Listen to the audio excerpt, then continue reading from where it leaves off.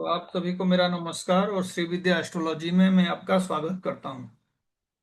तो जैसे यहाँ पे मैं अल्फाबेट्स के नंबर्स दिया हूँ और कायरो न्यूमरोलॉजी के हिसाब से 1 2 3 4 5 6 7 8 को रिप्रेजेंट करने वाले सारे लेटर्स लिखा हुआ हूँ। तो एक एग्जाम्पल मैंने दिया कि ये जो 18 नंबर है, नेपोलियन बोनापार्ट के चार्ट में भी उसके नाम को टोटल करते ही ये 18 नंबर आ रहा था। तो this is a particular number associated with, you can say, war, लड़ाई झगड़ा, इनडिसिप्लिन, लाइफ में किसी तरीके का जो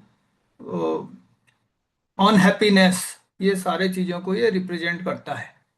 तो मैंने एक एग्जाम्पल कश्मीर का दिया है और इसके बारे में ज़्यादा बोलना ज़रूरत नहीं है, क्योंकि जो आपका हैप्पीनेस है, पीस है, वो कितना ज़्यादा वहाँ पे डिस्टर्ब्ड है, आप ये नंबर के साथ टोटल करके देख सकते हैं।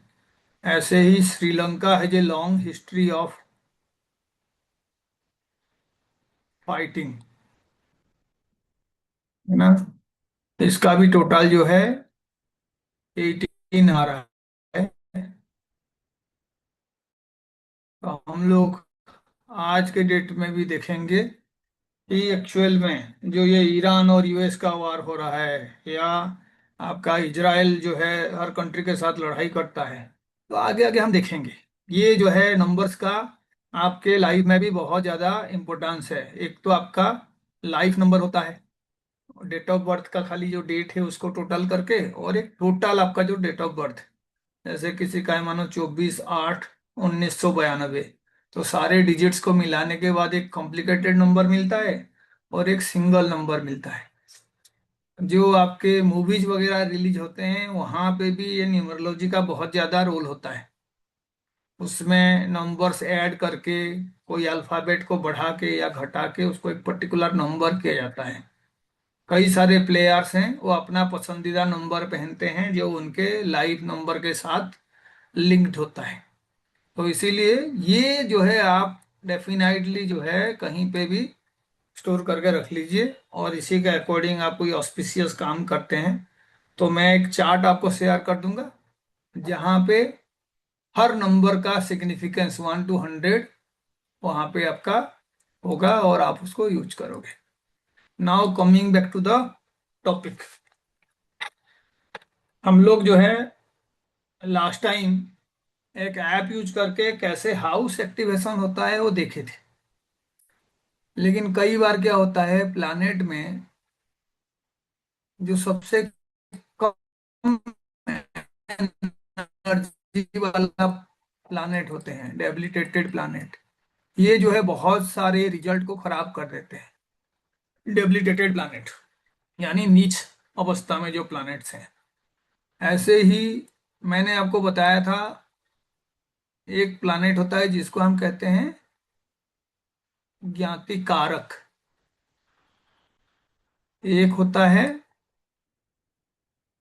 बाधक। कुछ प्लैनेट्स जैसे 2 और 7 के स्वामी को कहा जाता है मारक। ऐसे ही सूर्य के बहुत ही क्लोज कोई प्लैनेट होगा तो उसको अस्त ग्रह कहते हैं, है ना, अस्त हो गया है, क्लोज कंजंक्ट, है ना। ऐसे ही आपको देखना है जो प्लैनेट का दशा चल रहा है, 6 8 और 12। तो यहाँ पे एक चीज आपको नोट करना है, ये जो 6 और 12 वाले जो प्लैनेट्स हैं, या 2 और 12 वाले जो प्लैनेट्स हैं, ये एक्चुअल में जैसे कोई फॉरेन प्लेयर आईपीएल में खेल रहा है ना, वो खेल तो रहा है दिल्ली डेयर डेविल्स की ओर से या कोलकाता की ओर से, लेकिन उसका एफिलिएशन उनके साथ है नहीं, वो सिर्फ पैसा पाने के लिए उनके साथ खेल रहा है। वो अपने कंट्री को रिप्रेजेंट करता है, लेकिन वो पैसा पा रहा है तो उसी टीम के साथ एसोसिएटेड है। ये भी ऐसे ही यूजुअली चाहे कोई भी हाउस के साथ, प्लानेट के साथ इनका डायरेक्ट इनडायरेक्ट लिंक बन जाए, लेकिन ये सबसे ज्यादा किसके ऊपर डिपेंड करते हैं? अपने डिस्पोजिटर के ऊपर। डिस्पोजिटर का स्ट्रेंथ कैसा है, डिस्पोजिटर कहाँ पे है, उसी के अकॉर्डिंग ये जो है अपना रिजल्ट देते हैं। तो आपको ये ध्यान देना है, क्योंकि ये पैसे का हाउस है और ये खर्च का हाउस है। तो इनको स्टडी करने के टाइम में आप उनके डिस्पोजिटर को सबसे ज्यादा एम्फासिस देंगे। अगर इनका डिस्पोजिटर बहुत पावरफुल है तो आप देखिए ये हाउस के एक्टिविटीज को आप आराम से इन्फ्लुएंस कर सकते हैं। अगर इसके डिस्पोजिटर पावरफुल नहीं है तो अल्टीमेटली पैसे को लेके या पैसे के खर्च को कंट्रोल करने के लेके या 12th हाउस से रिलेटेड कोई भी काम करने के लिए आपको जो है बहुत सारे उपाय करना पड़ेगा। कई बार ऐसे भी होता है कि लोगों का दशा बहुत अच्छा चलता है, लेकिन एक्चुअल में जब देखोगे तो रिजल्ट उस दशा के अकॉर्डिंग होता नहीं है।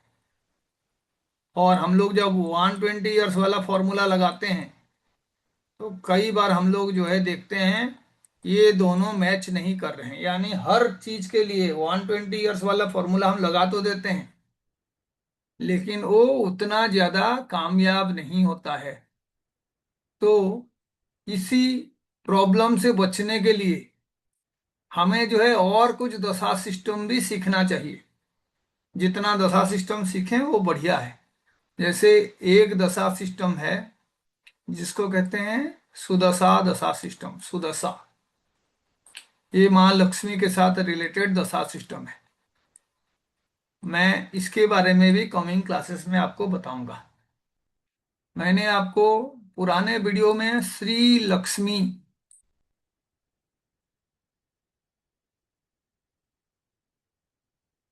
लग्न के बारे में बताया था। श्री लग्न जिसको कहते हैं श्री लग्न।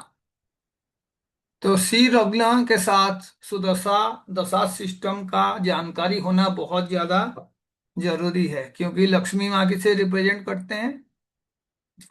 लक्ष्मी माँ जो है 8 तरीके के धन को रिप्रेजेंट करते हैं, अष्टनिधि। तो इसीलिए उनको संतान लक्ष्मी भी कहते हैं, अर्ण लक्ष्मी भी कहते हैं, वैभव लक्ष्मी भी कहते हैं। तो हमें एक्चुअल में जानना है कि सुदशा दशा के अकॉर्डिंग माँ लक्ष्मी कौन कौन से राशि में है, यानी कौन से हाउस में है। तो आपको प्रोस्पेरिटी कौन से हाउस से मिलेगा एक पर्टिकुलर टाइम में। तो इसके लिए डेफिनेटली मैं आगे एक बिल्कुल क्लास लूंगा और हम लोग इसके इम्पोर्टेंस को देखेंगे, क्योंकि दुनिया में दो तरीके के आपको हेल्प चाहिए। एक जो है विष्णु जी का हेल्प, और विष्णु जी क्या करते हैं? एनवायरनमेंट को रिप्रेजेंट करते हैं। यानी जो अवस्था है, जो परिस्थिति है, आपके इर्द गिर्द में जो चीजें हो रहा है वो विष्णु जी के थ्रू हम देख सकते हैं। लेकिन आपके लाइफ में खाने पीने का शानो शौकत कैसा है, कितना प्रोस्पेरिटी है आपके पास मेटेरियलिस्टिक प्लीजर कितना है, उसके लिए माँ महालक्ष्मी जी का अंडरस्टैंडिंग होना चाहिए चार्ट में। तो मैं थोड़ा सा आपको एक कैलकुलेशंस का स्टेप बता देता हूं, ताकि आप अपने अपने चार्ट में लक्ष्मी जी का स्थान कहाँ पे है, यानी श्री लग्न कहाँ पे है, वो आप देख पाएं। और उसके लिए एक बहुत ही सिंपल सा कैलकुलेशन है। तो मैं आपको उस कैलकुलेशन पे ध्यान देने के लिए कहूँगा। और ये रिकॉर्डिंग हो रहा है तो आप बाद में भी जाके आप चेक कर सकते हैं। इसमें एक्चुअल में आपको देखना क्या है कि आपका मून जो है एक पर्टिकुलर नक्षत्र में कितने डिग्री में है। आपका मून का डिग्री आपको चेक करना है, यानी नक्षत्र में डिग्री चेक करना है ना। तो कई बार लोग क्या करते हैं, मून का नक्षत्र देखते हैं और वहां पे कोशिश करते हैं समझने के लिए कि मून का प्रेजेंस क्या है। फॉर एग्जाम्पल, मानिए किसी के चार्ट में मून का एक पर्टिकुलर राशि में 13 डिग्री 48 मिनट और 30 सेकंड का जो है पोजीशन है। 13 डिग्री 48 मिनट 30 सेकंड का पोजीशन है।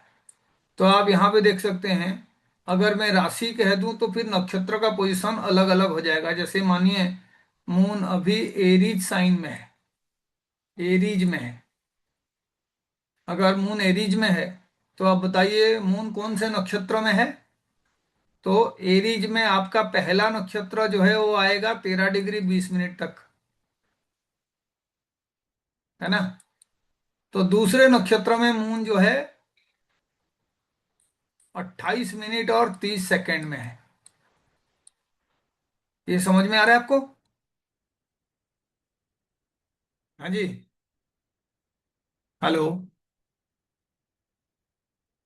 Yes sir. तो इसका मतलब है कि ये जो नक्षत्र है यहाँ से शुरू हुआ है, और मून सेकंड नक्षत्रों में 28 डिग्री 30 मिनट में है। और मैंने आपको बताया था कि ये जो है 800 मिनट का नक्षत्र का स्पेन होता है। तो हम क्या करेंगे, सिर्फ मून का पोजीशन का देखेंगे कि एक्चुअल में वो कितने परसेंटेज आगे है नक्षत्र की इनिशियल पोजीशन से। तो आप ये कैलकुलेशन कर सकते हैं इस तरीके से, और आप परसेंटेज निकाल सकते हैं। और ये जो परसेंटेज आप निकालेंगे, तो यहाँ से अगर आप ये सारे चीज़ों को 360 में मल्टीप्लाई कर दोगे तो डिग्री वाइज भी आपको पोजीशन पता चल जाएगा। ये कैलकुलेशन का फॉर्मूला आप देख लीजिए, आप अपना अपना मून का जो भी इनिशियल नक्षत्र पोजीशन से जितना मिनट दूरी पे है डिवाइडेड बाय 800, उसको आप 360 में ही मल्टीप्लाई कर दीजिए, आपको एक जो है डिग्री मिल जाएगा, है ना। और जो डिग्री आपको रिजल्ट यहाँ पे मिलेगा, आप क्या करोगे, लग्ना का पोजीशन से जो भी लग्ना का डिग्री है उसके साथ उसको ऐड करके मून का पोजीशन आप निकाल सकते हो। और जहां पे ये फॉल होगा उसको आप कहोगे श्री लग्ना। और इसका कैलकुलेशंस वगैरह भी बहुत सारे ऐप में अपने आप आता है। तो ये आपका एक्चुअल में लक्ष्मी माँ का स्थान है जन्म के समय में, उस पर्टिकुलर हाउस में। अगर आप कोई रिमेडीज करते हैं, उस हाउस से रिलेटेड कोई स्टोन्स थेरापी करते हैं, तो लाइफ में मेटेरियल चीजों का किसी तरीके का कमी नहीं रहेगा। तो मैं उसको भी आपको चार्ट में दिखाऊंगा कि एक्चुअल में वो लग्ना को जानने के बाद हमें अपना मेटेरियल प्रोस्पेरिटी के लिए क्या करना चाहिए। तो जरूरी नहीं है कि आपके श्री लग्न में ही हमेशा माँ लक्ष्मी का विराजमान रहेंगे वो, क्योंकि लक्ष्मी जी का जो मूवमेंट है उसके लिए जो दशा सिस्टम है वो है सुदशा दशा सिस्टम। और पूरे यूट्यूब में आप जब ढूंढोगे तो इसके ऊपर बहुत ज्यादा कोई वीडियोज वगैरह है नहीं, ताकि आप उसको रेफर कर पाओ। लेकिन ये अगर दशा सिस्टम को अगर समझ जाओगे आप, तो आप देख सकते हो कि आपके लाइफ में अगर प्रोस्परस टाइम भी है और लक्ष्मी जी का भी स्थिति अच्छा है, तो कौन से पर्टिकुलर हाउस से आपको बेनिफिट मिलेगा और वो किस तरीके का बेनिफिट है। क्योंकि लक्ष्मी जी 8 तरीके के धन को बताते हैं। तो अल्टीमेटली वो कॉम्बिनेशंस और लक्ष्मी जी का जो परिस्थिति है कहाँ पे वो हैं उस दशा पीरियड में, तो आप उसके रिलेटेड रेमेडीज जो है कर सकते हैं। तो wait for our upcoming video जहाँ पे मैं सुदशा दशा सिस्टम के अकॉर्डिंग श्री लक्ष्मी का जो आपका लग्न है ना, श्री लग्न, उसमें लक्ष्मी जी का कौन से पीरियड में स्थान क्या होगा उसके बारे में मैं है ना। सेकंड है, इसी तरीके का अगर हम एक अल्टरनेटिव दशा सिस्टम में देखेंगे, तो एक बहुत ही सिंपल सा दशा सिस्टम है जो भगवान विष्णु के सुदर्शन चक्र के नाम पे है ना। और आप लोगों को उस दशा सिस्टम को जानने के लिए कोई मैथमेटिकल कैलकुलेशन बहुत ज़्यादा करने का जरूरत नहीं है। यहाँ से आप अपने एनवायरनमेंट को स्टडी कर सकते हैं, और कौन से साल एक्चुअल में आपके जीवन में पॉजिटिव होगा और नेगेटिव होगा वो बड़े आराम से आप जान सकते हैं। और ये सब जरूरी इसीलिए है क्योंकि जो कॉम्प्लिकेटेड चीजें हैं वही हमारे सीक्रेसी को एक्चुअल में छुपा के रखता है। और वो कॉम्प्लिकेसी पे कोई जाना नहीं चाहता, ना तो कोई पढ़ने वाला जाना चाहता है, ना आज के जो एस्ट्रोलॉजर हैं जो सिर्फ एआई मॉडल और आपका ऐप यूज करके पढ़ाते हैं वो उतना डिफिकल्ट कैलकुलेशंस करना नहीं चाहते हैं। लेकिन अगर ये चीजें आपको पता है तो कौन सा पर्टिकुलर ईयर आपके लिए अच्छा होगा आप वो जान सकते हैं। और अगर उसी ईयर में आपका ये जो सुदर्शन चक्र है वहां से कोई पॉजिटिव रिजल्ट मिल रहा है और साथ में विंशोत्तरी दशा सिस्टम में भी पॉजिटिव रिजल्ट मिल रहा है, तो जो आपने इंटरप्रेट किया था विंशोत्तरी दशा सिस्टम, कई बार लोग कंप्लेंट करते हैं सर मेरा दशा भी बढ़िया चल रहा है लेकिन मेरे लाइफ में कुछ हो नहीं रहा है। ये उनके लिए रिमेडियल मेजर होगा। तो इसीलिए मैं अभी जो बताने जा रहा हूं, जिसको अपने लाइफ में प्रोस्पेरिटी लाना है किसी भी तरीके का, उसको थोड़ा सा ये दशा सिस्टम पे अपना फोकस रखना होगा, और उसको जो है देखना होगा कि किस तरीके से ये काम करता है। तो आप जैसे पैदा होते हैं तो आपका लग्न एक्टिव हो जाता है, और ये एक्चुअल में ऐसा दशा सिस्टम है जो सन और जुपिटर के ऊपर बेस है। सन एंड जुपिटर, और इनका जो है टाइम के साथ बहुत ही बढ़िया रिलेशनशिप है, और आपके चार्ट के साथ। जैसे सन है, पूरे जोडियाक को घूमने के लिए कितना साल लेते हैं? 1 ईयर। और जुपिटर जो है पूरे जोडियाक को घूमने के लिए लेते हैं 12 ईयर। तो ये उन्हीं के बेस पे है। आप बिना कोई चार्ट देखे अपना कौन सा दशा और कौन सा अंतर्दशा चल रहा है वो आप देख सकते हैं। और ये जो है हर हाउसेस में 12 साल लिंक करता है जुपिटर को। तो इसीलिए दशा जो है 12 हाउसेस हैं, और हर हाउस के साथ 12 साल है। तो ये कितने साल का दशा सिस्टम होगा? This is a very big दशा सिस्टम, 144 ईयर्स दशा सिस्टम। तो यूजुअली पहले लोगों का एज काफी ज्यादा हुआ करता था, उनका लॉन्जिविटी भी काफी होता था। लेकिन इसका रेलिवेंस अभी भी है। अगर आपका कोई पर्टिकुलर साल अच्छा चल रहा है इस दशा के हिसाब से, है ना, सुदर्शन दशा के हिसाब से, तो फिर आप जो विंशोत्तरी दशा सिस्टम है उसको ऑथेंटिकेट कर सकते हैं कि हाँ जी, ये जो प्रेडिक्शंस है जो आप बता रहे हो वो सही होगा। तो इसका मतलब है कि अगर किसी का मैंने मैरिज प्रेडिक्शन किया, या मैंने कोई हाउस का प्रेडिक्शन किया कि ये रिजल्ट आपको मिलेगा, तो मुझे उसको ऑथेंटिक करने के लिए एक बार सुदर्शन दशा सिस्टम भी चेक करना होगा। तो इसको इस तरीके से आप मान लीजिए कि जैसे माने कोई बच्चा पैदा हुआ, तो उसका फर्स्ट हाउस से ये महादशा शुरू होगा, और कितना साल चलेगा? 12 साल चलेगा। तो इसका मतलब है अंतरदशा के लिए मैंने बताया था, जहां से महादशा शुरू हो है वहीं से अंतरदशा भी शुरू होता है। दशा 12 साल का और अंतरदशा जो है 1 साल का होगा। तो उसके अकॉर्डिंग जब बच्चा पैदा होता है तो जहां पे उसका लग्न बना हुआ है उसी राशि में, ये राशि दशा सिस्टम है, यानी राशि के ऊपर डिपेंडेंट है। अभी मैं किसी का एग्जाम्पल चार्ट लेके भी उसको बताऊंगा, लेकिन उससे पहले थोड़ा सा मैं ब्रीफ कर देता हूँ। तो आप देखिए, ये जो पहला साइकिल है, यहाँ पे उसका अंतर्दशा 1 साल के लिए यहाँ पे होगा, दूसरे साल में यहाँ पे होगा, तीसरे साल में यहाँ पे होगा, उस तरीके से 12 साल यहाँ पे कंप्लीट हो जाएगा, और एक साइकिल पूरा हो जाएगा। बहुत ही आसान है समझने के लिए। जैसे हमारे महादशा सिस्टम में चंद्रमा का दशा 10 साल का है, तो चंद्रमा में चंद्रमा का अंतर्दशा, फिर उसके बाद जो है मंगल का अंतर्दशा, इस तरीके से आता था यहाँ पे। लेकिन राशि दशा में जो आपका लग्न है जन्म का समय का, वहां से ही आपका 12 साल का दशा शुरू होगा। उसमें हम लोग देखेंगे नहीं कि लग्न कितना डिग्री का है, 12 साल का। तो अल्टीमेटली यहाँ पे आपको अपने लाइफ में जो भी कैलकुलेशन से बड़े आराम से आप कर सकते हो। फॉर एग्जांपल, मैं अगर यहाँ पे अपना ही दशा को कैलकुलेट करूंगा, या आप में से किसी के दशा को कैलकुलेट करूंगा, तो 12 12 साल का वो कैलकुलेशंस बड़े आराम से हम कर सकते हैं। जैसे मानिए किसी को अभी 45th ईयर हुआ है, 45th ईयर हुआ है, तो 45th ईयर में उसके लाइफ में क्या चीजें होगा, अच्छा होगा या नहीं होगा, उसको आपको जानना है। तो सभी के लिए ये कॉम्बिनेशंस जो है यूजुअली सेम होगा, लग्ना से शुरू होगा, और वो आगे जो है महादशा और अंतर्दशा के बेस पे मूव करेगा। तो आप खुद बताइए, अगर पहला 12 साल यहाँ पे हुआ, है ना, तो दूसरा 12 साल कहाँ पे होगा? यहाँ पे। तीसरा 12 साल यहाँ पे होगा। और 45 साल का बात मैं कह रहा हूं, तो अल्टीमेटली ये वाला जो है महादशा चल रहा होगा उस इंसान का। और अंतरदशा कौन सा चलेगा? तो आप देखिए, यहाँ तो 36 ईयर कंप्लीट हो गया है, तो 37th ईयर इसी हाउस से डिसाइड होगा, 38th ईयर यहाँ से होगा, 39th ईयर यहाँ से होगा, 40th ईयर 41st, 42nd, आप ऐसे आराम से लिख सकते हैं।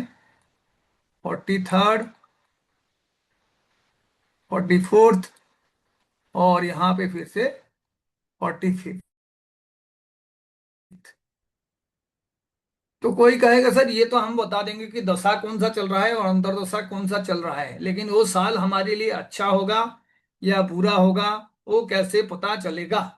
तो आपके लग्न कुंडली में आप जैसे विश्लेषण करते हो, यहाँ पे भी बहुत ही सिंपल रूल है, उसी के अकॉर्डिंग आप विश्लेषण करोगे कि जब भी आपका ये लग्न वाला हाउस एक्टिवेट होगा या आपका पाक लग्न एक्टिवेट होगा, वो साल आपके लिए बहुत ही अच्छा होगा। तो कोई पूछेगा सर लगना तो समझ में आता है, पाक लगना क्या है? आप में से कोई बताएगा पाक लगना क्या है?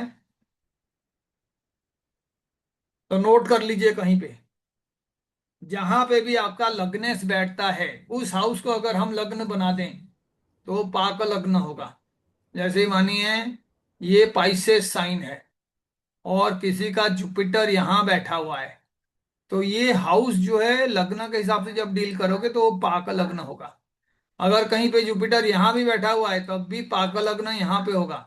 और जब भी ये पर्टिकुलर दशा सिस्टम में जिस साल ये पाक लग्न एक्टिवेट होगा या आपका लग्न एक्टिवेट होगा या आपका 5th हाउस या 9th हाउस एक्टिवेट होंगे, तो ये आपको हमेशा अच्छा रिजल्ट देते हैं। ऐसे ही अगर आपका पाक लग्न के अलावा आपने कहीं पे देखा कि आपका 6th एक्टिवेट हो रहा है या 12th एक्टिवेट हो रहा है या 3rd एक्टिवेट हो रहा है, तो ऐसे केसेस में उस साल आपको अच्छा रिजल्ट नहीं मिलेगा। और वो रिजल्ट कब खराब होगा जानने के लिए आपको सूर्य का स्थिति को इस चार्ट में देखना होगा।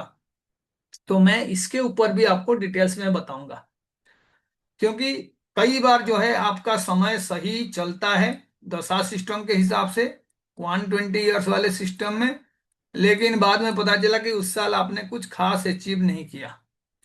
कई बार जो है जिस कुंडली में पितृदोष वगैरह होता है वहां पे आपको ये कुंडली किसी तरीके का रिमेडियल मेजर को बताने में हेल्प करेगा। और यहाँ पे सूर्य को बहुत ज्यादा प्राधान्य दिया जाता है और सूर्य का ही आदित्य एक दूसरा नाम है। तो 12 आदित्य के बेसिस पे हम लोग जो है ये साल को जो है किसी तरीके से इंटरप्रिट करने का कोशिश करेंगे।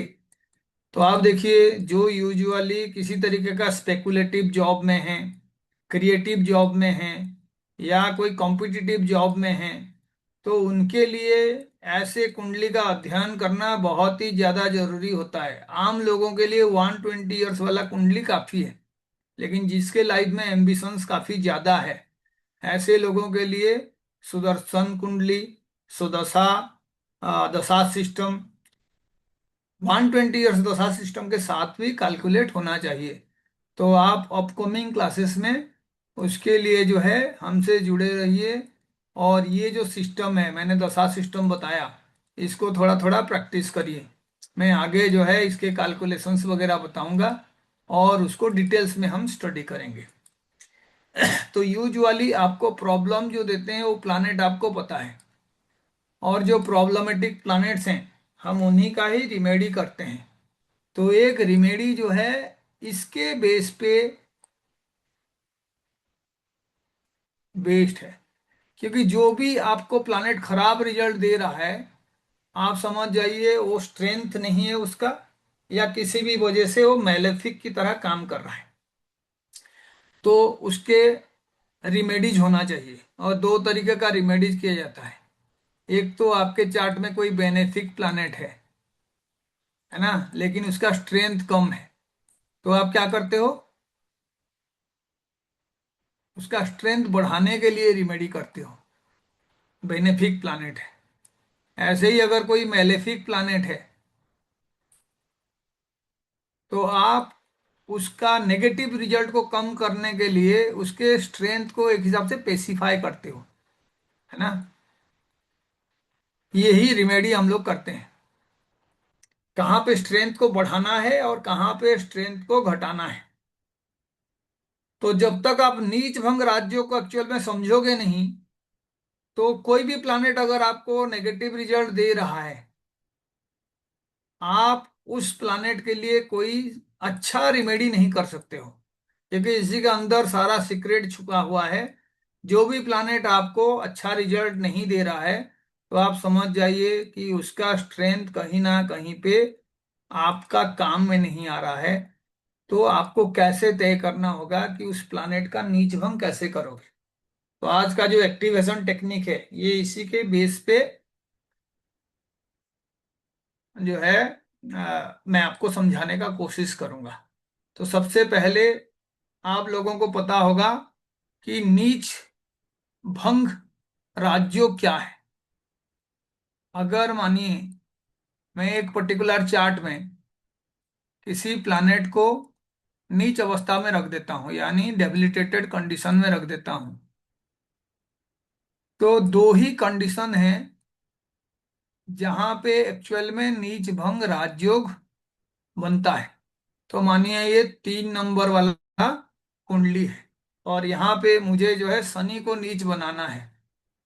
तो आप देखिए, सैटर्न अगर यहाँ पे रहेगा तो जो है ये आपका डेबिलिटेटेड सैटर्न होगा, है ना।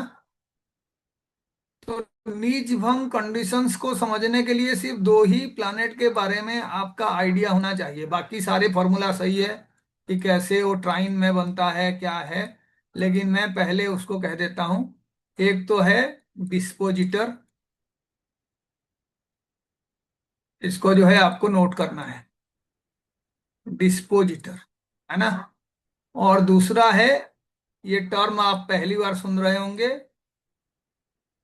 एक्सल्टेशन,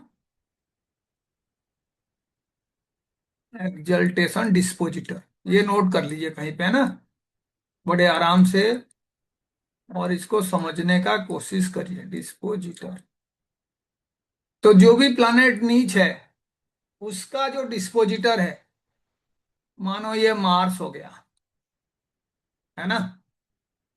क्योंकि आपको पता है 1 नंबर एरीज साइन होता है, वहां पे शनि डेबिलिटेटेड होता है, और मार्स जो है उसका डिस्पोजिटर होता है। तो इसीलिए पहला तो हो गया डिस्पोजिटर। जो एक्सल्टेशन डिस्पोजिटर है वो मैं सन लिख देता हूं। अब यहां से आप रिलेट कर सकते हो, क्योंकि ये जो साइन है 1 नंबर साइन, वहां पे कौन एक्सल्टेड होता है? सन। एक सन। सन होती है ना। तो आप देख लीजिए कि ये पर्टिकुलर प्लैनेट का नीच भंग तभी होगा जब मैं दो कुंडली से इनको कैलकुलेट करना शुरू करूं। तो मानिए मून यहाँ पे है ना, तो अब चंद्र कुंडली आपको पता है, और ये कौन सा कुंडली है? ये लग्न कुंडली है ना। चंद्र कुंडली और लग्न कुंडली। अगर कहीं भी आपने देख लिया कि उस कुंडली से, लगन कुंडली से हो या चंद्र कुंडली से हो, जो ये दो प्लैनेट मैंने बताया मार्स और सन, वो कहाँ पे होना चाहिए? 1 4 7 एंड 10। ये रिमेडी के लिए मैं बोल रहा हूं, ठीक है, और भी कंडीशंस हैं उसका मैं बताऊंगा आपको। 1 4 7 एंड 10, उस परिस्थिति में अगर वो दोनों प्लैनेट रह जाते हैं, यानी डिस्पोजिटर रह जाता है या आपका एक्सल्टेशन डिस्पोजिटर रह जाता है, तो उस प्लैनेट का क्या होगा? नीच भंग हो जाएगा। बात समझ रहे हैं? क्या रिपीट करूं? आधा समझ में आया।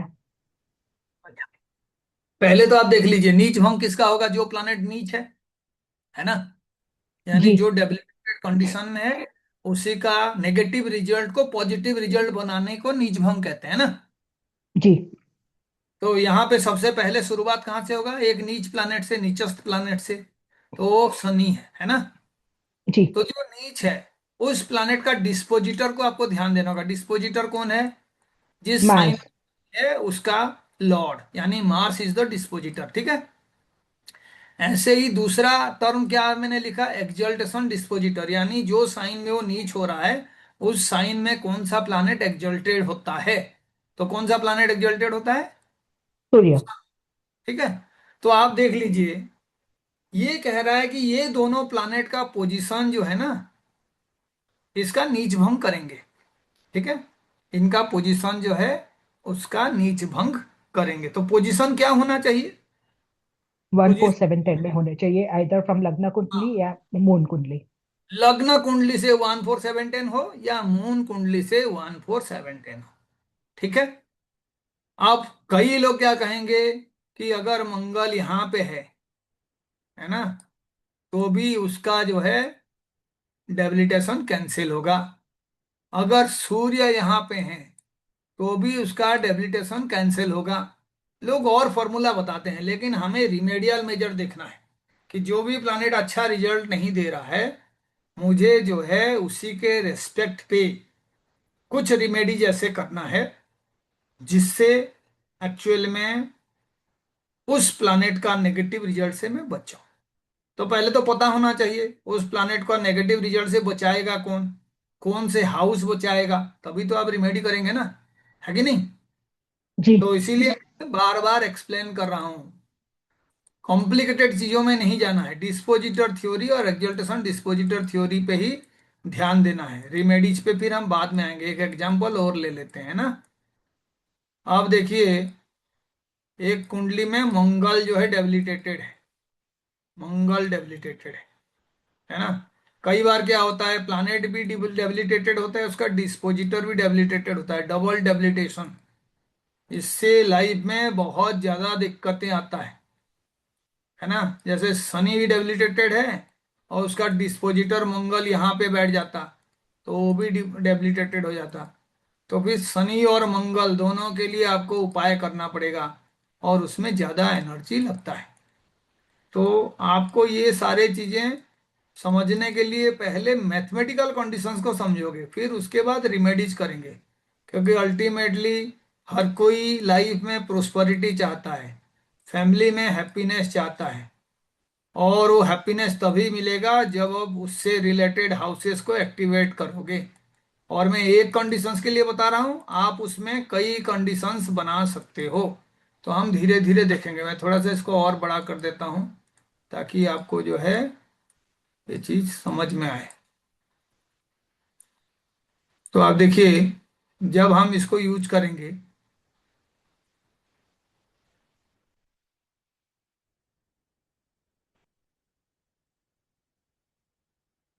आप पेज ही बना देते हैं। किसी को भी कुछ समझ में नहीं आएगा, एक बार वीडियो देखेंगे, फिर धीरे धीरे सारे टर्म्स को समझने का कोशिश करिएगा, होगा धीरे धीरे।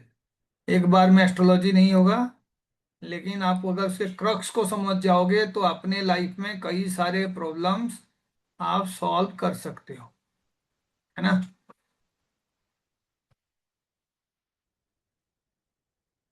तो आप देखिए, मैं पहले एक एक प्लानेट का डिस्पोजिशंस बताऊंगा और आप जो है मुझे बताओगे कि कौन से हाउस में प्लेस होने से उसका जो है डेबिलिटेशन कैंसिल होगा। तो हमने यहाँ पे चार्ट ले लिए, 4 नंबर, और हमने मार्स को बना दिया डेबिलिटेटेड। ठीक है। अब पहले तो मुझे बताइए कि मार्स का डिस्पोजिटर कौन है। मून। मून। मार्स का डिस्पोजिटर मून है। और मार्स का जो एक्सल्टेशन डिस्पोजिटर है वो कौन होगा? सैटर्न। सैटर्न क्यों होगा? 10 नंबर में।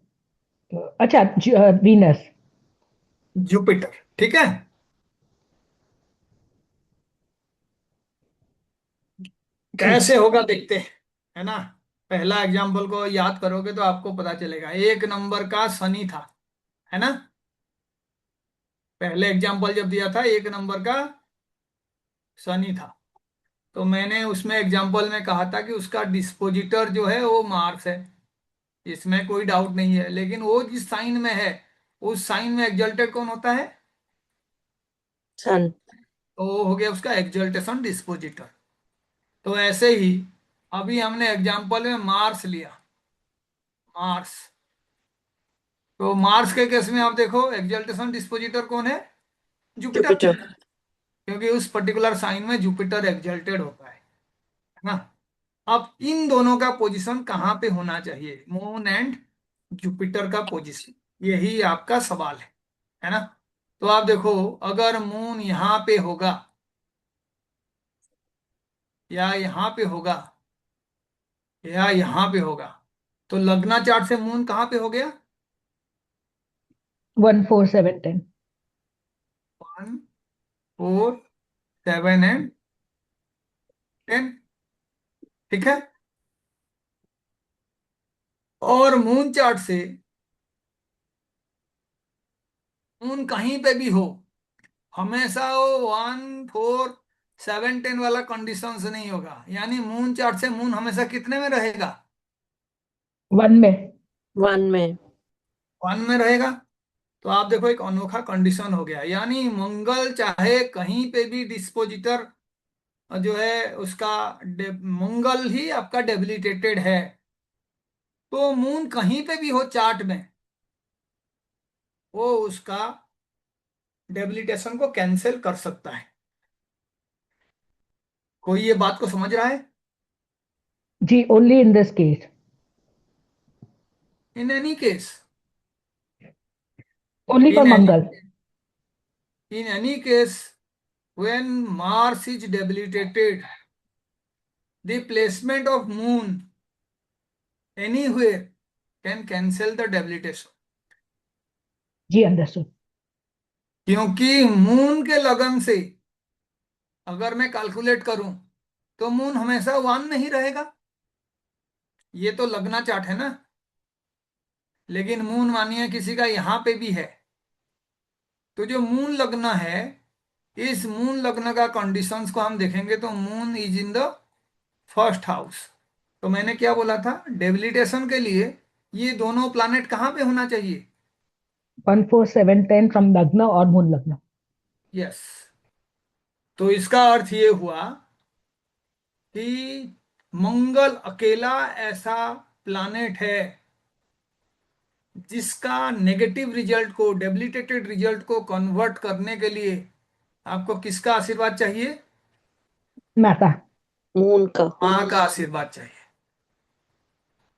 यानी जिसको छोटे छोटे बातों पे गुस्सा आता है, जो हमेशा लड़ाई झगड़े के फिक्र में रहता है, जो कहीं पे भी जाता है अशांति होता है, जिसको घर में सुख चैन नहीं है, जिसके लाइफ में विवाद पीछा छोड़ते नहीं है, वो अगर माँ के शरण में चला जाए तो उसका मंगल डेफिनेटली अच्छा रिजल्ट देगा। और अगर मानो मून उसका एग्जल्टेड है चार्ट में, तो गॉड गिफ्टेड है वो माँ का सेवा करते ही ना उसके लाइफ में सारे दुख जो हैं दूर हो जाएंगे। Are you getting it? जी। अब हम देखते हैं दूसरे प्लैनेट के लिए। तो कई बार क्या होता है, जो प्लैनेट आपका उस साइन में एग्जल्टेड होता है, उसका दृष्टि से भी हम लोग कैलकुलेट करके बताते हैं कि उसका डेबिलिटेशन वो कैंसिल करेगा। तो आपको सबसे पहला काम यही करना है, आपके चार्ट में जो भी डेबिलिटेटेड प्लैनेट है उसका उपाय सबसे पहले करना है। कभी भी ये मत सोचना कि डेबिलिटेटेड प्लैनेट जो है 6th में है तो स्ट्रगल कम देगा, लोन कम देगा, क्योंकि वो डेबिलिटेटेड है, छोटा मोटा प्रॉब्लम होगा। बहुत सारे लोग ऐसे समझाते हैं, है ना। जब उसका स्ट्रेंथ ही नहीं है तो फिर वो क्या कर सकता है। लेकिन याद रखिएगा, वो प्लैनेट का स्ट्रेंथ में कभी भी जो है अपना अंडरस्टैंडिंग को मिक्स मत करना है। प्लैनेट डेबिलिटेटेड है तो that will create a lot of problem in your life. कहीं पे भी आपका डेबिलिटेटेड प्लैनेट है तो वो अपना ट्रबल देगा ही देगा। जिस भी हाउस में है वो प्लैनेट, जो भी सिग्निफिकेशंस को दिखाता है, जैसे मंगल है तो आपके लाइफ में लिटिगेशन हो सकता है। मंगल है का मतलब है कि आपका लड़ाई झगड़े में बहुत एनर्जी वेस्ट होगा। मंगल होने का मतलब है छोटे मोटे एक्सीडेंट्स वगैरह होंगे, या आपको जो है किसी तरीके का पाइल्स फिस्टुला टाइप का प्रॉब्लम हो सकता है, या जो है कई बार आपको डिप्रेशन का भी कॉम्बिनेशंस फेस करना पड़ सकता है। तो ये बहुत आराम से आप जान सकते हो। कारण मैं बता देता हूँ। क्योंकि अगर आपका मार्स डेबिलिटेटेड है तो उसका डायरेक्ट कनेक्शन किसके साथ हो गया? मून। मून के साथ। तो मून आपका माइंड हो गया। तो इसीलिए माइंड आपका जो है 100% बहुत पावरफुली काम नहीं करेगा। ऐसा फेजेस आपके लाइफ में डेफिनेटली आएगा जहाँ पे आप डिप्रेसिव फील करेंगे। मार्स एक नंबर घर में है तो अल्टीमेटली आपको रिकॉग्निशन मिलने में प्रॉब्लम होगा, क्योंकि वो एक नंबर घर से ही प्रॉब्लम क्रिएट करेगा। आप चाहे जितना टैलेंटेड हो, आपके टैलेंट को कोई रिकॉग्नाइज नहीं करेगा। मार्स 9 नंबर घर में डेबिलिटेटेड है, हायर एजुकेशन में आपको प्रॉब्लम होगा।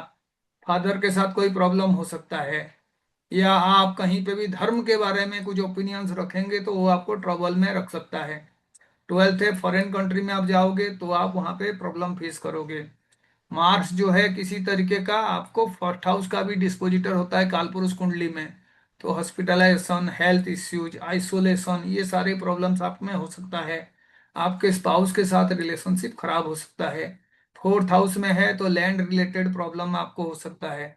घर में आपका शांति का कमी होगा। आपके जन्म स्थान में उतना बड़ा आपको रिकॉग्निशन या अच्छा रिजल्ट नहीं मिलेगा। तो ये डेबिलिटेटेड कंडीशन के लिए मैं बता रहा हूँ।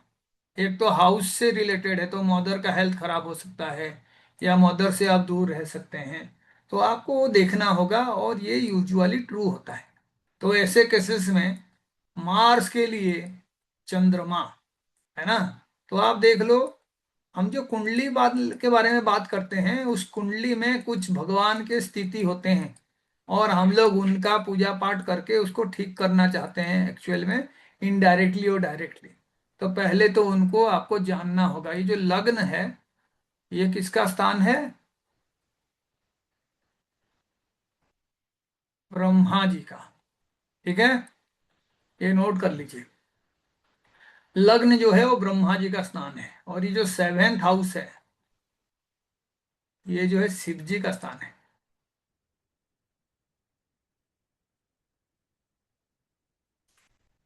इसीलिए आप देखना, सेवेंथ हाउस जो है सेक्सुअल ऑर्गन्स को रिप्रेजेंट करता है। तो इसीलिए शिव जी का भी पूजा जो है लिंग के आकार में होता है।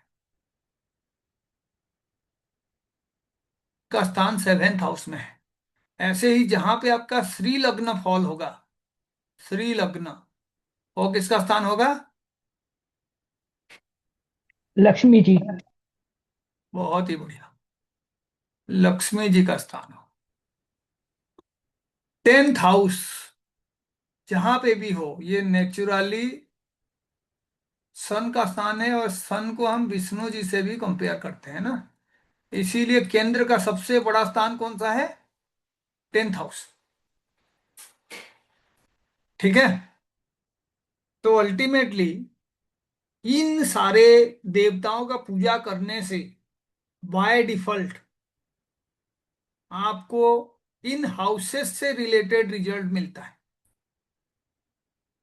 है ना। जैसे किसी कन्या का विवाह नहीं हो पा रहा है, डिले हो रहा है, तो किसका पूजा करना चाहिए? शिव जी। शिव जी का, है ना।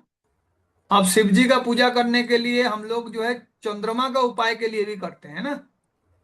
चंद्रमा का उपाय के लिए भी करते हैं। तो चंद्रमा कौन से हाउस का स्वामी है कालपुरुष कुंडली में? फोर्थ हाउस का। फोर्थ। और फोर्थ से फोर्थ कौन सा हाउस होता है? Seventh house. इसीलिए चंद्रमा का एनर्जी यहाँ छिपा हुआ है ना। चंद्रमा का एनर्जी यहाँ पे छिपा हुआ है। शिव जी ने चंद्रमा को मस्तक में धारण किए हुए हैं। सेवेंथ हाउस का सबसे बड़ा रिमेडीज है शिव जी का आराधना करना, शिव जी का पूजा करना। ऐसे ही सूर्य, पूजा पाठ छोड़ दीजिए, पिता को रेस्पेक्ट करना। और ब्रह्म का मतलब है यूजुअली आप इस जन्म में आए हो मोक्ष प्राप्ति के लिए, या जो ब्रह्म ज्ञान है उसको हासिल करने के लिए। आपको जो है अपने आप के अंदर झांकने का प्रयास करना होगा, है ना। फर्स्ट हाउस, आप एक्चुअल में आए क्यों हो? आपका अगर इस हाउस में फोकस है मेटेरियलिस्टिक गेन का, तो ना ये जो है मुख्य के हाउस से 12th है ना, तो आप एक फेल्योर बन जाओगे। लोग कहते हैं कि आप अगर इसके पीछे नहीं भागे तो ये अपने आप आपके पास आएगा, है ना। ख्वाहिशें जो है बड़ा होना चाहिए, जन्म मृत्यु से ऊपर। इसीलिए आप देखना ब्रह्मा जी हमेशा ध्यान में विलीन होते हैं, है ना। आपको भी अपने अंदर झांकना होगा कि आपका यहाँ पे आने का मकसद क्या है। तो आपके चंद्रमा जहां पे भी है, उस हाउस से रिलेटेड जब आप किसी भी तरीके का रिमेडी करोगे, that will ultimately influence the energy of Mars. बात समझ रहे हैं। तो अब मैं पूछ रहा हूं कि चंद्रमा फर्स्ट हाउस में है, क्या रिमेडी करोगे। ध्यान, मेडिटेशन। फर्स्ट हाउस जो है आपका अपने इंटेलेक्चुअल एनर्जी का है ना। फर्स्ट हाउस जो है आपका हेल्थ का है। तो आपके मन किस पे फोकस्ड होना चाहिए, to keep your health robust, to have good vitality, to have a great personality. तो मन का मतलब है कि आप मेंटली उसके लिए प्रिपेयर्ड हो और उसी के अकॉर्डिंग कुछ कर रहे हो। When moon is in the second house, तो क्या रिमेडी होना चाहिए।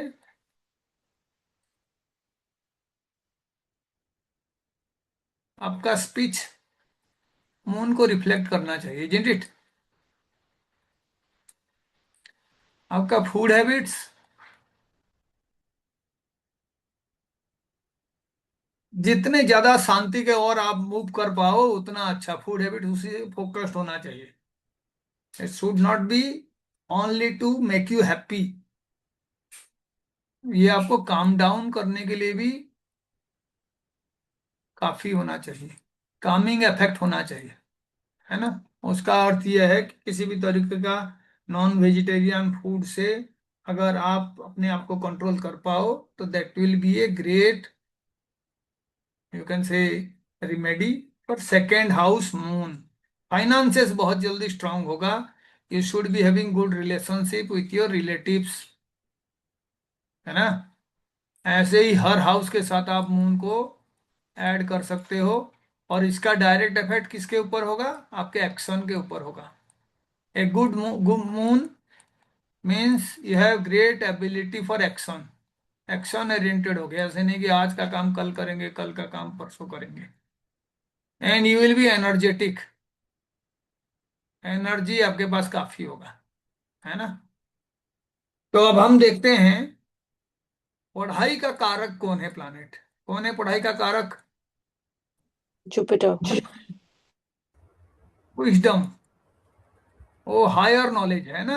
जुपिटर जो है हायर नॉलेज है, लेकिन जो पढ़ाई है उसका प्राइमरी कारक मर्क्यूरी है, ठीक है। हायर नॉलेज नाइन्थ हाउस से देखा जाता है, प्राइमरी हाउस फोर्थ और फिफ्थ से आप देखते हो, लेकिन उसका कारक कौन है, मर्क्यूरी। कोई भी डिग्री जो मिलता है यूजुअली ग्रेजुएशन तक, आप उसको मर्क्यूरी से रिलेटेड कर सकते हो। तो अब हम उसी फॉर्मूला को यूज करेंगे। मर्क्यूरी कहाँ पे डेबिलिटेटेड होता है, 12th। ट्वेल्थ।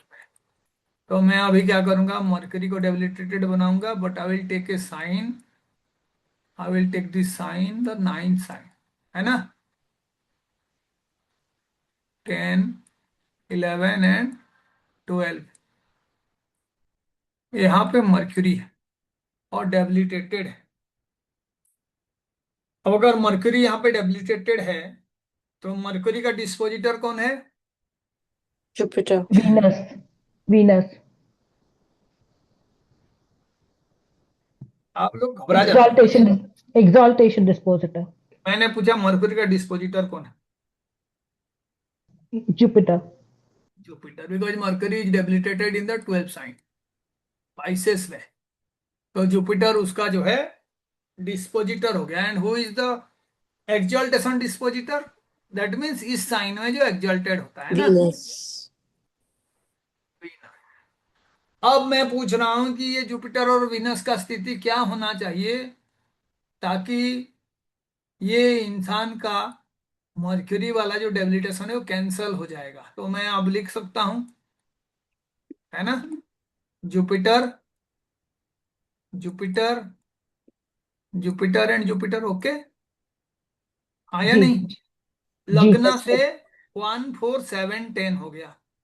ऐसे ही वीनस, वीनस, वीनस एंड, ये भी Venus. लग्न से 1 4 10 हो गया। अब suppose moon is here, moon यहाँ पे है, तो अब बताओ मून से क्या होगा, मैं टिक कर देता हूँ, है ना? कितने जगह पे ये कॉम्बिनेशंस बन गया, है कि नहीं? मून से 7 और मून से 10, यहाँ पे भी जुपिटर वीनस का कॉम्बिनेशन अगर होगा तो ये जो है डेबिलिटेशन को कैंसिल कर सकता है ना? तो आप देख लो, आप क्या करोगे, किसी भी जगह पे कोई भी प्लैनेट का डेबिलिटेशन है, उसका रिमेडी आंखें बंद करके मून से कौन से हाउस में होना चाहिए? 1 4 7 10। मून से केंद्र हाउस में, है ना? और कौन सी जगह पे होना चाहिए? लग्न से केंद्र। आपका लग्न से 1 4 7 10, यानी जितने भी केंद्र के स्थान हैं वो आपका एक्चुअल में रिमेडीज का सबसे बड़ा स्थान है। समझ में आ गया? जी। चाहे वो मून से केंद्र में हो, चाहे वो लग्न से केंद्र में हो। इसका मतलब है बाय डिफॉल्ट आपको कौन कौन से हाउसेस पे फोकस करना चाहिए प्लैनेट के अच्छा रिजल्ट पाने के लिए और नेगेटिव रिजल्ट को कम करने के लिए? It should be one on the four seven 1 4 7 and 10 from your lagna and also from your moon, है ना? तो कई बार क्या होता है, आपका मून ऐसे जगह पे होगा कि आपको लग्न और मून से बहुत हाउसेस डिस्ट्रीब्यूट करना नहीं पड़ेगा एनर्जी को, क्योंकि एनर्जी जितना डिस्ट्रीब्यूट होगा उसका इफेक्ट उतना कम हो जाता है ना? जैसे मानिए किसी का लग्न जो है यहाँ पे है 8 नंबर, और मून जो है यहाँ पे है,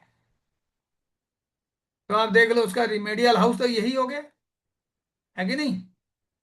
जी। चाहे कोई भी प्लैनेट डेबिलिटेटेड हो, इन्हीं हाउस से उसका रिमेडी जाएगा, केंद्र हाउस। अब केंद्र हाउस के लिए कुछ फॉर्मूला आपको याद रहना चाहिए ताकि आप रिमेडी करो, क्योंकि रिमेडी बहुत ही सिंपल है। जैसे मानो 7th हाउस से रिमेडी करना है, तो you should be very much, you can से, रेस्पेक्टेबल टुवर्ड्स योर पार्टनर।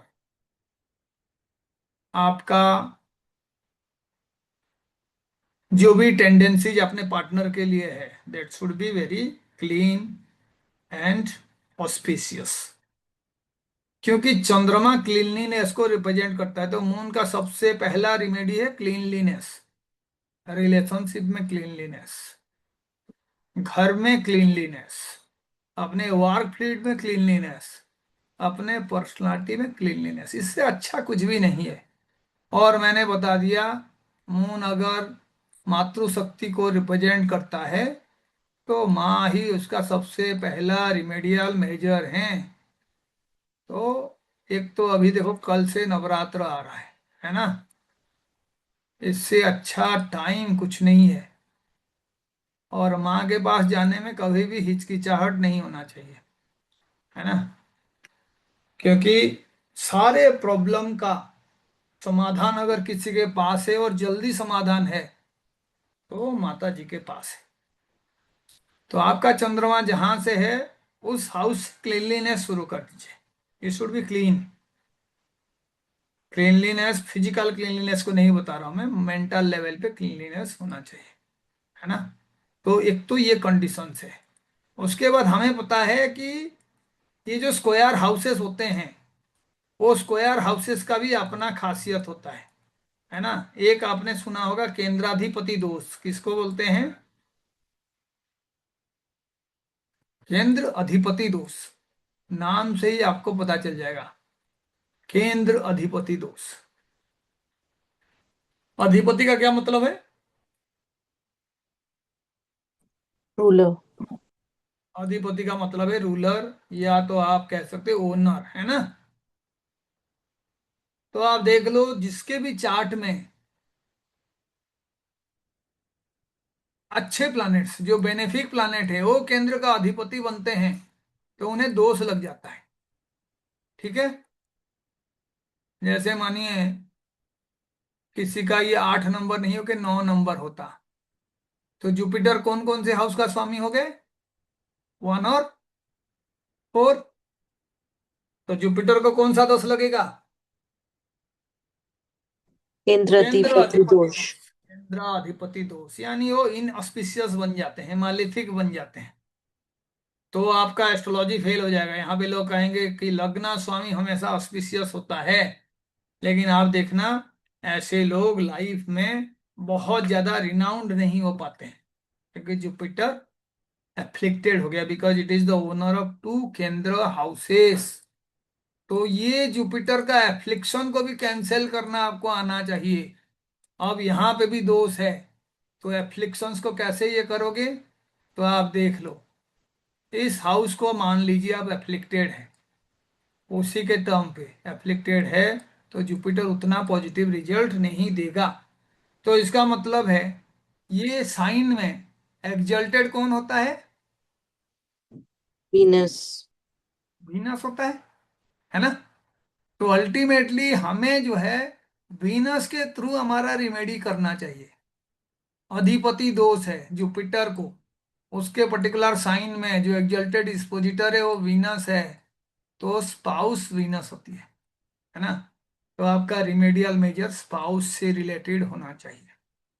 जो कनेक्ट कर लेगा ना, वो अल्टीमेटली बहुत सारे प्रॉब्लम, और जिस दशा में प्रॉब्लम फेस कर रहा है वहां से बाहर आ जाएगा, है ना। वीनस को कौन से गॉडेस रिप्रेजेंट करते हैं? माँ लक्ष्मी। हाँ लक्ष्मी। यानी जुपिटर का अगर किसी तरीके का दोष है, जुपिटर रेट्रो है, जुपिटर केंद्र का अधिपति है, जुपिटर के ऊपर राहु केतु का प्रभाव है, जुपिटर 6, 8, 12 में है, तो आपको आंखें बंद करके किसका पूजा करना चाहिए? माँ लक्ष्मी जी। लक्ष्मी।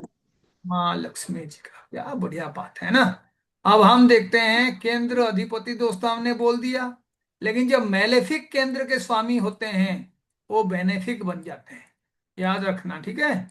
प्रभा जी, यहाँ पे एक मेलेफिक। क्वेश्चन था। हाँ जी।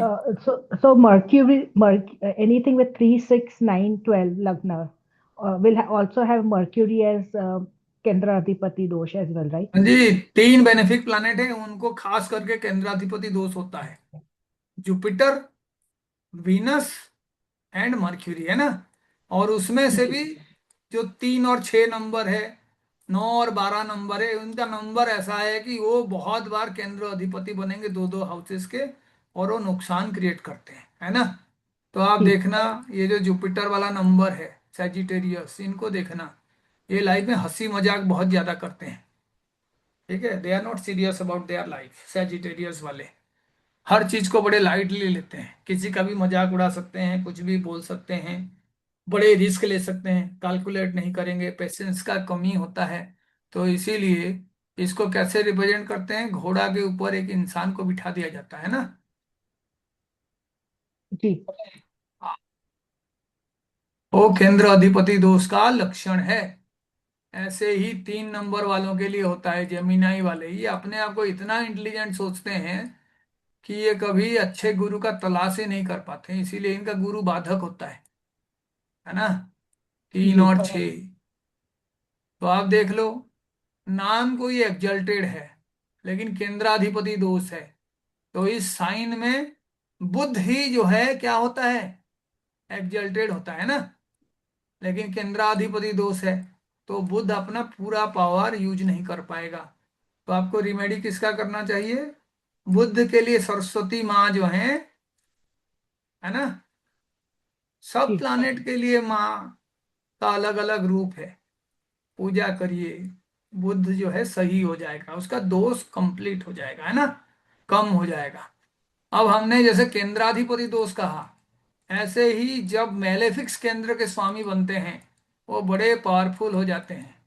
तो आप देख लो, किसी का 8 नंबर है तो स्वामी कौन बना? मंगल। मंगल। और कौन बन सकता है स्वामी? Ketu, yes sir. है ना। ये दोनों ऑस्पिशियस बन जाएंगे आपके लिए। बात समझ गए फॉर्मूला से? Yes sir. क्योंकि वो केंद्र का स्वामी है, एक दूसतान का भी स्वामी है, लेकिन ये आपका प्राइमरी हाउस हो गया, फर्स्ट हाउस। तो उसका स्वामी है। केंद्र का मैलेफिक जो है स्वामी बन जाता है, तो बेनिफिक रिजल्ट देता है। तो आप देखो, इसी मार्स का अगर कोई रिमेडी कर लिया, मानो किसी का मार्स यहाँ पे है ना, तो आप देखो ये बेनिफिक तो है, बेनिफिक हाउस में है, लेकिन क्या हो गया, डेबिलिटेटेड, है ना। जी। तो मैंने सब कौन सा रिमेडी बताया था डेबिलिटेटेड मार्स के लिए? मून। उनकी रेमेडी।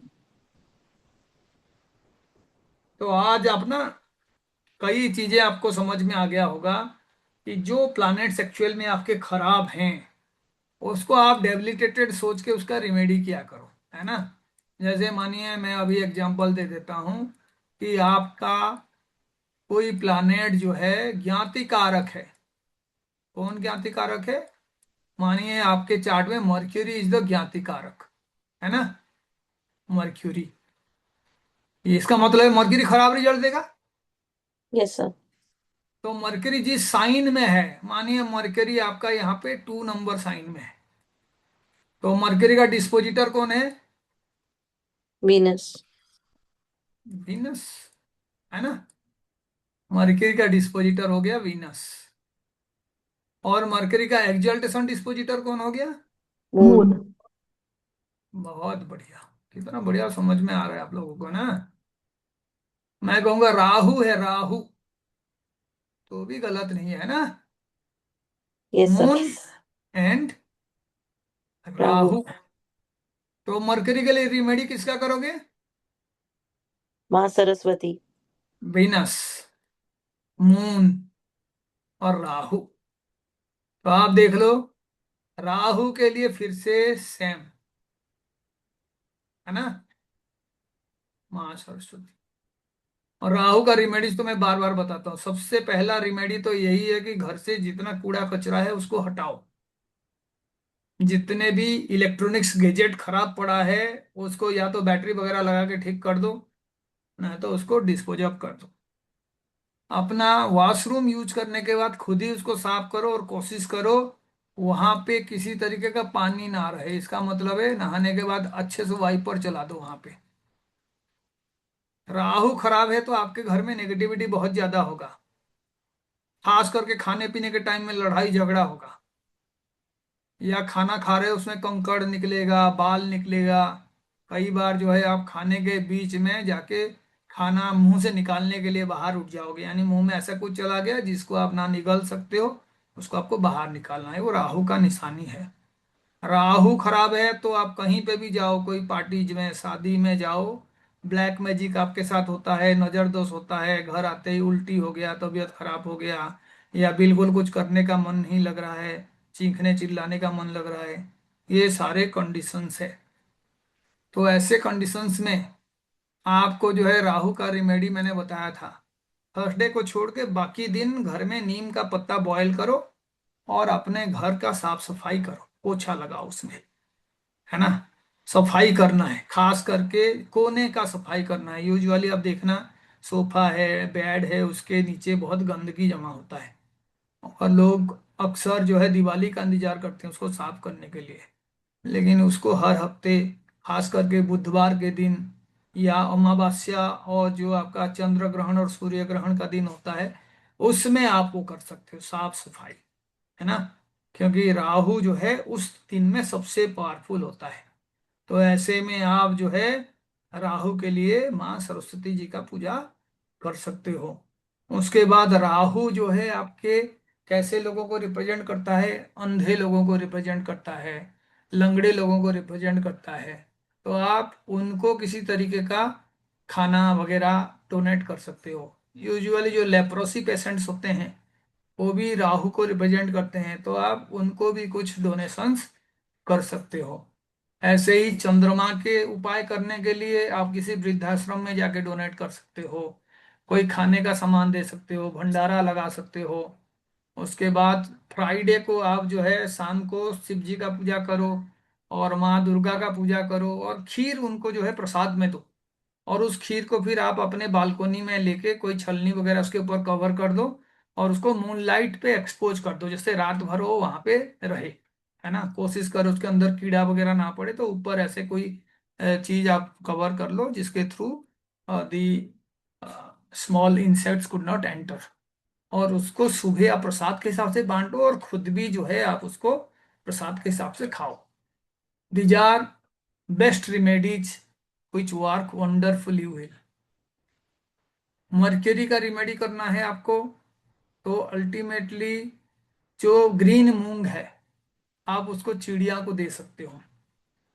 उसके बाद आप जो है हर फ्राइडे को अपने फाइनेंसेस को ठीक करने के लिए एक गुड़ के साथ रोटी जो है आप किसी भी गाय को खिला सकते हो। और अगर पितृदोष का कॉम्बिनेशन है, यानी छठे हाउस में कई सारे प्लैनेट्स हैं, छठे हाउस के साथ सूर्य जो है शनि के साथ लिंक्ड है, राहु केतु के साथ लिंक्ड है, मातृदोष है, चंद्रमा राहु केतु के एक्सिस में है, तो आप जो है अपने पितरों को पहले तो खाना अर्पण कर सकते हो। और जो कौवा होते हैं वो पितरों को रिप्रेजेंट करते हैं, तो जहां पे भी आपने देखे बहुत सारे क्रो आते जाते रहते हैं, वहां पे आप मीठा रोटी देने का आदत डाल दो, है ना। और जो हमारे पूर्वज भी कहते थे, पहला रोटी हमेशा जो है आप बाहर देने के लिए यूज किया करिए। एक आदत डाल दीजिए, एक रोटी जो है जैसे भी हो आप दान करना शुरू कर दीजिए। तो आप देखना ये सारे प्लैनेट्स जो आपको अच्छा रिजल्ट देते हैं। तो एक बात याद रखना, कई बार लोग कंफ्यूज करते हैं, किसी का जुपिटर फोर्थ में है तो केंद्राधिपति दोष नहीं है, सेवेंथ में तो केंद्राधिपति दोष नहीं है, वो बड़ा अच्छा करेगा, वो ओनर नहीं होना चाहिए उस हाउस का, है ना। तो इसीलिए ओनरशिप और ऑक्यूपेशन अलग अलग चीजें हैं। आप किसी हाउस का स्वामी हो और आप किसी हाउस में बैठे हो, तो जब केंद्र में ये प्लैनेट बैठते हैं जुपिटर विनस मरकरी, तो वो बहुत ही पावरफुल हो जाते हैं।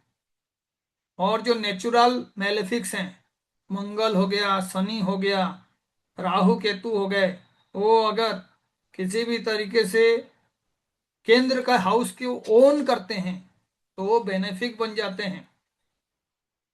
और नेचुरल बेनिफिक जब वो ओन करते हैं तो फंक्शनल बेनिफिक बन जाते हैं, है ना।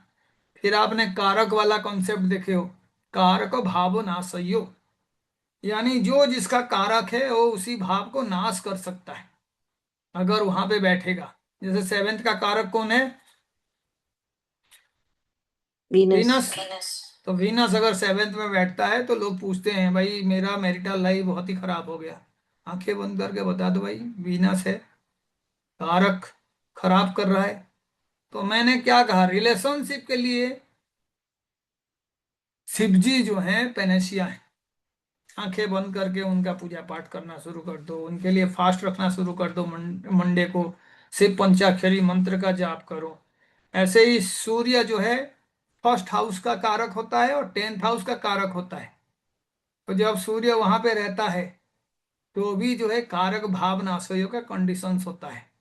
यानी अगर आपका सन एक्जल्टेड है फर्स्ट हाउस में या आपके चार्ट में फर्स्ट हाउस में है, तो आपको डेफिनेटली अपना रुतबा बनाने के लिए, अच्छा पोजीशन अचीव करने के लिए कॉम्बिनेशन अच्छा है लेकिन मेहनत करना पड़ेगा, ठीक है।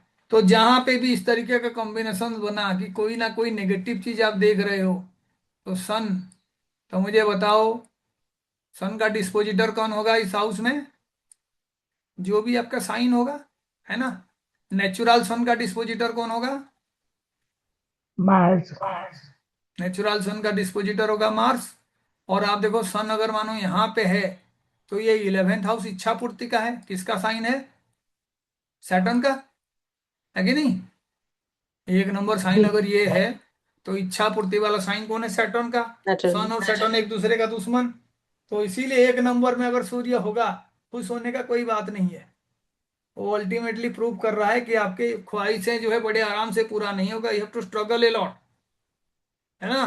क्योंकि वो फर्स्ट हाउस का कारक है, कारक भाव नाशयोग। गेन के लिए आपको शनि का रिमेडीज करना पड़ेगा, है ना। अब शनि का रिमेडी क्या है? तो शनि यहाँ पे है ना। इस हाउस में एग्जल्टेड कौन होगा? अगर हम ऐसे ही देखेंगे तो मंगल जो है 10 नंबर साइन में एग्जल्टेड होता है ना। तो किसका रिमेडी करना है? मार्स से मंगल। रिलेटेड रिमेडी करना है। तो आज जो मैं फॉर्मूला बताया हूं उसको आप आराम से याद कर सकते हो। एक मैं लिस्ट बता दूंगा, उसको शेयर कर दूंगा, जो अलग अलग रिमेडीज के लिए हम यूज करेंगे, है ना। तो मैं नाम खाली बता देता हूँ, मैं आप लोगों को शेयर कर दूंगा डिटेल्स कि कौन से प्लानेट के लिए, क्योंकि कई लोग जो हैं वो रिचुअल्स पे ध्यान देते हैं, पूजा पाठ पे ध्यान देते हैं, मंत्र पे बहुत ज्यादा ध्यान देते हैं। तो जो रिमेडियल मेजर्स के लिए बहुत बढ़िया बढ़िया मंत्र है या स्तोत्रम है या स्तुति है, मैं उसका एक लिस्ट बनाया हूँ। किसके लिए ये करना है ये मैं आपको अल्टीमेटली फिर से एक क्लास में बता दूंगा, लेकिन आप एक बार सुन लीजिए इसको। एक तो ये जो सहस्त्र नाम स्तोत्रम है ना, ये सभी के नाम पे है। श्री दुर्गा सहस्त्र नाम स्तोत्रम है, श्री लक्ष्मी शतकम है, श्री सरस्वती सहस्त्र नाम स्तोत्रम है, ऐसे ही आपका विष्णु जी के नाम पे है। तो ये आपको पूजा में बहुत ही एक अच्छा रिमेडी है। ऐसे ही श्री दुर्गा चंद्रकला स्तुति, श्री दुर्गा कवचम, श्री दुर्गा पंचरत्नम, श्री दुर्गा अष्टोत्तरा शतनामावली, श्री लक्ष्मी अष्टोत्थम, श्री सरस्वती सहस्रनामम, श्री सरस्वती मंगला स्तोत्रम, श्री ललिता अष्टोत्रम, श्री अंजनेय स्तोत्रम, नरसिंह गायत्री मंत्र, नरसिंह शतकम, नरसिंह कवचम, श्री लक्ष्मी नृसिंह सहस्रनाम स्तोत्रम। ये जो है, जो जो प्लैनेट्स के लिए हमें रिमेडीज करना है, हम एक आदत डाल सकते हैं हर शाम को या सुबह एक पर्टिकुलर टाइम पे कोई आसन बिछा के हम लोग ये कर सकते हैं। और ये बहुत ही पावरफुल रिमेडीज है। पहले तो मैं बार बार कहता हूँ रिलेशनशिप रिमेडीज, और उसके बाद ये रिमेडीज। और जब भी आपका कोई प्लानेट आपके लिए बेनिफिशियल है, बेनिफिक है, तो उसके कलर के ड्रेसेस पहनना, उसके कलर के चीजों को बढ़ावा देना, ये आपको बहुत अच्छा रिजल्ट दे सकता है। उसके साथ मैंने अभी एक पोस्ट भी डाला है जिसमें हर तरीके का डिजीजेस के लिए कैसे आप लोग जेम्स रिमेडीज करेंगे। तो जो भी आपको रिमेडीज करना है, आप समझ जाओ कि वो प्रॉब्लम क्रिएट करने वाला जो प्लानेट है, वो प्लानेट आपको एक डेबिलिटेटेड प्लानेट का रिजल्ट दे रहा है। तो आप उसी के अकॉर्डिंग उस पर्टिकुलर हाउस में जो भी एग्जल्टेड होता है, उस प्लानेट से रिलेटेड रिमेडी कर सकते हैं, और आपको उस नेगेटिव एनर्जी से मुक्ति मिलेगा। जैसे मानिए किसी का 8th हाउस एफ्लिक्टेड है ना, 8th हाउस एफ्लिक्टेड है, तो मैं क्या करूंगा, पहले तो हम देखोगे कौन से साइन है वो जो एफ्लिक्टेड है। फॉर एग्जाम्पल ये 7 नंबर साइन है और यही एफ्लिक्टेड है ना। एफ्लिक्टेड का मतलब आप समझते हो, एक तो नेगेटिव चीजें इसके साथ एसोसिएट हो गया। तो पहले एफ्लिक्टेड का मतलब क्या हो गया, वीनस जो है 8 का लॉर्ड बन गया। तो 8th लॉर्ड बनने से, 6 8 12 का स्वामी बनने से एफ्लिक्टेड हो गया। ऐसे ही कई बार हम देखते हैं कि वो जो है सेकेंड लोएस्ट डिग्री प्लानट बनता है, या कोई मारक भी जो है आके वहां पे बैठ जाए तो भी ये हाउस एफ्लिक्टेड हो जाएगा। कोई नेगेटिव प्लानेट का दृष्टि यानी मैलेफिक का दृष्टि पड़ जाए तो भी ये एफ्लिक्टेड हो जाएगा। तो जितने एफ्लिक्टेड प्लानेट्स हैं, यहाँ पे इसका डिस्पोजिटर पे आप चले जाओ। Who is the dispositor? Venus. जी। और जो इसका एक्सल्टेशन डिस्पोजिटर है, सैटर्न। सैटर्न।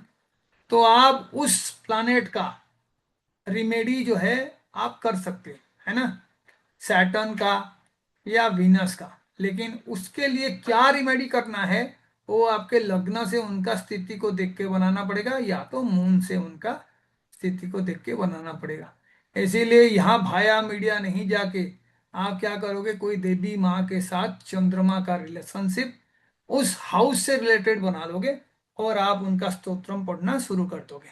जैसे यहाँ वीनस है और मून से मैं रिलेट कर लूँ, तो यहाँ पे कौन आपको जो है रेमेडी प्रोवाइड करेंगे? माँ लक्ष्मी। वीनस और मून हो गया। और ऐसे ही सटर्न और मून है, कौन प्रोवाइड करेंगे? शिव जी। माँ के साथ जोड़ रहे हैं ना, शिव जी तो है ही, है ना। माँ भद्रकाली। भद्रकाली, सैटर्न जो है काली का, है ना, माँ काली। तो शिव जी का पूजा करो, विष्णु जी का पूजा करो, टेक्स टाइम, है ना।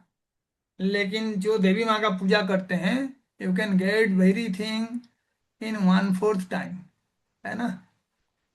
तो हमारे बच्चे स्कूल जाते हैं, तो कई कई बार अगर वाइफ का तबीयत खराब होता है, तो मुझे कहा जाता है खाना बनाने के लिए, या बच्चों के लिए कुछ व्यवस्था कर दे ताकि वो टिफिन लेके जाएं। तो यूजुअली देखा जाता है बच्चे कभी जाते नहीं है स्कूल उस दिन, ठीक है। लेकिन किसी भी परिस्थिति में मैंने ये देखा है कि 7 बजे से पहले वाइफ का चाहे हेल्थ जैसा भी हो, दी food is always ready for the children, और वो स्कूल जाते हैं। मेरे पास जब वो ड्यूटी आ जाता है तो उस दिन स्कूल ब्रेक हो जाता है ना। The same happens with worshipping a god and worshipping A goddess, है ना। Remember this.